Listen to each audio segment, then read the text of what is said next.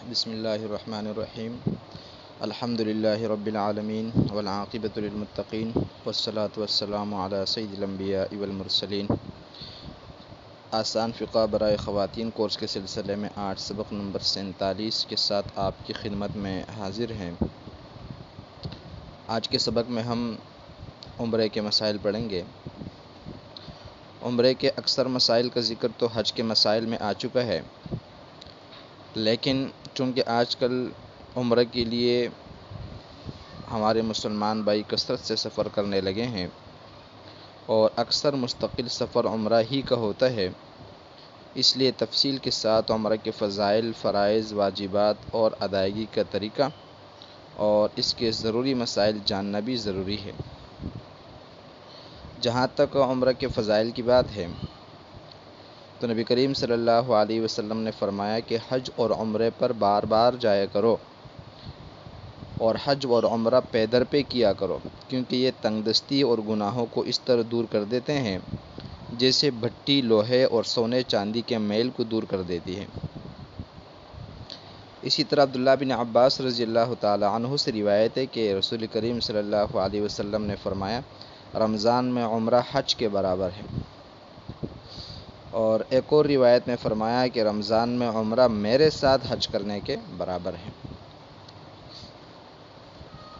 عمرے کے افعال حج کے افعال سے ذرا مختلف ہوتے ہیں، کچھ اعمال اور افعال میں فرق ہوتا ہے۔ چنانچہ عمرہ میں بنیادی طور پر 4 کام کرنے ہوتے ہیں۔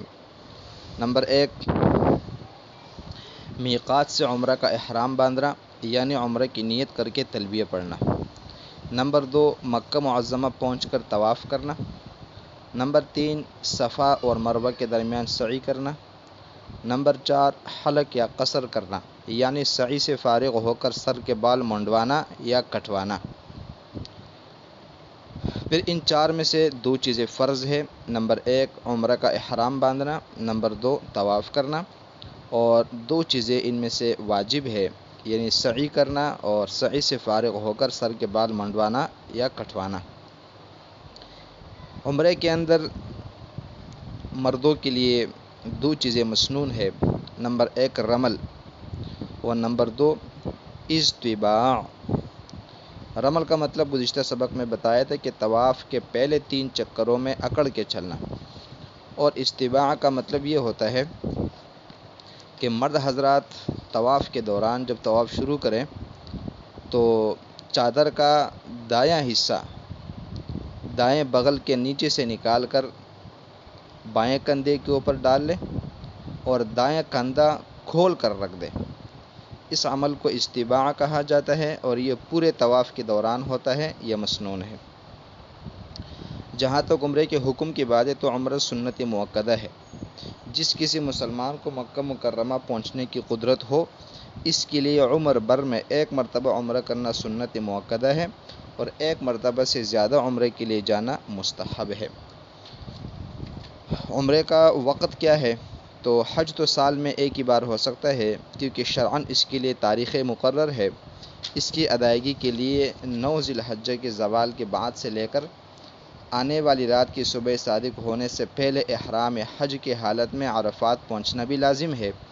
اگر اس وقت عرفات نہیں پہنچا تو حج بھی نہیں ہوتا، چاہے کتنے ہی طواف کر لے۔ لیکن عمرہ سال بھر میں بار بار کیا جا سکتا ہے، اور چونکہ اس میں زیادہ وقت خرچ نہیں ہوتا، اس لیے بہت سارے لوگ ایک دن میں 1 سے زیادہ عمرے بھی کر لیتے ہیں۔ البتہ ذی الحج کے 9، 10، 11، 12 اور 13 تاریخ کو عمرہ کرنا مکروہ ہے، کیونکہ یہ ایام حج کے لیے مخصوص ہے۔ عمرے کا طریقہ مختصراً سماعت فرما لیں۔ عمرے میں سب سے پہلے جیسے کہا گیا کہ احرام ہے۔ جب کوئی مرد یا عورت عمرہ کرنے کے لیے روانہ ہوتے ہیں تو اس کے راستے میں جو میقات پڑتی ہیں وہاں سے عمرہ کا احرام باندھ لے، چاہے کسی بھی سواری سے سفر کر رہا ہو۔ لیکن اگر یہ خطرہ ہے کہ ڈرائیور سواری کو میقات پر نہیں روکے گا یا میقات کا پتہ ہی نہیں چلے گا، مثلا ہوائی جہاز کا سفر ہے، تو میقات سے پہلے ہی گھر سے بھی احرام باندھ کر جا سکتا ہے۔ احرام باندھ کر انسان جب نکلتا ہے تو احرام کے اندر یہ ہے کہ احرام میں داخل ہونے کے لیے نیت کے بعد صرف ایک مرتبہ تلبیہ پڑھنا شرط ہے اور 3 مرتبہ پڑھنا مستحب ہے۔ تلبیہ کے بعد درود شریف پڑھے اور اس کے بعد دعائیں مانگے۔ تلبیہ کے الفاظ یہ ہوتے ہیں: لبیک اللہم لبیک لبیک لا شریک لک لبیک ان الحمد والنعمت لک والملک لا شریک لک۔ یہ 1 مرتبہ پڑھنا شرط ہے اور 3 بار پڑھنا مستحب ہے۔ تلبیہ کرنے کے بعد، نیت کرنے کے بعد تلبیہ اونچی آواز سے پڑھیں، البتہ چیخنے چلانے کی ضرورت نہیں ہے، مگر عورت اونچی آواز سے نہیں پڑھے گی، بس اتنی آواز سے پڑھ لے کہ اپنی آواز کو خود سن لے۔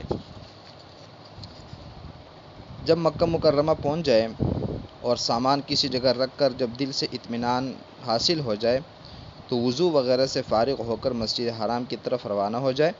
مسجد حرام میں داخل ہوتے وقت درود شریف پڑھ کر مسجد میں داخل ہونے کی دعا پڑھیں اور اس کے بعد جب خانہ کعبہ شریف پر نظر پڑے تو 3 مرتبہ اللہ اکبر لا الہ الا اللہ کہیں اور درود شریف پڑھ کر جو چاہے دعا مانگے۔ اس وقت دعائیں قبول ہوتی ہیں اور ہمارے علماء لکھتے ہیں کہ اگر یہ دعا مانگی جائے کہ اللہ مجھے مستجاب الدعوات بنا دے تو ساری زندگی کی دعائیں پھر قبول ہوتی رہتی ہیں۔ اس کے بعد طواف شروع کریں۔